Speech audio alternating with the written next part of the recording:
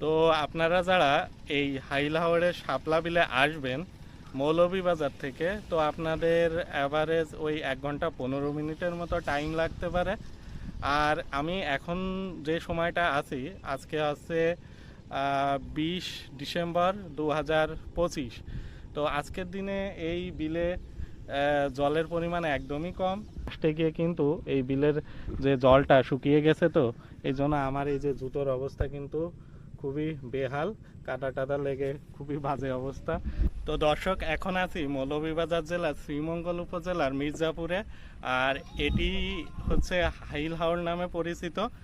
আর এখানে প্রায় 14টির মতো বিল আছে। আর এই বিলের যে জল, এই জল নিষ্কাশনের জন্য প্রায় 10টির মতো নালা আছে। আর এখানকার মানুষের জীবন জীবিকার প্রধান উৎস হচ্ছে এইখানকার মৎস্য আহরণ। এছাড়াও এখানে অতিথি পাখিরও সমাগম ঘটে।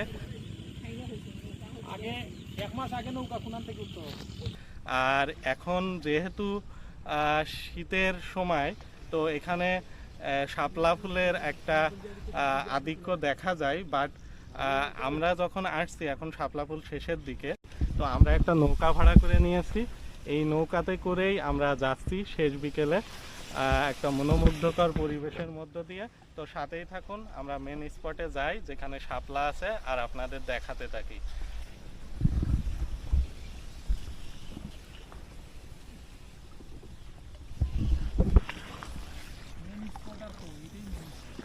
না, এখানেও নাকি ছিল, বাট এখন নাই।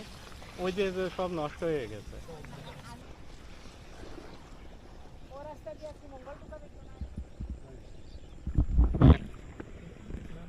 তো দর্শক, শেষ বিকেলের এই সূর্য অস্তের মুহূর্ত, সাথে এই যে নৌকা ভ্রমণ, এক কথায় কিন্তু অসাধারণ।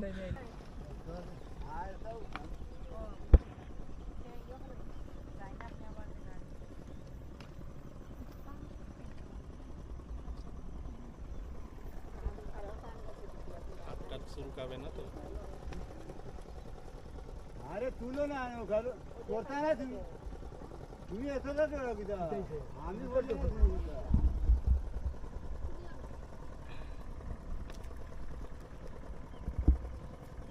আমাদের জন্য কিছু নিয়ে দাদা।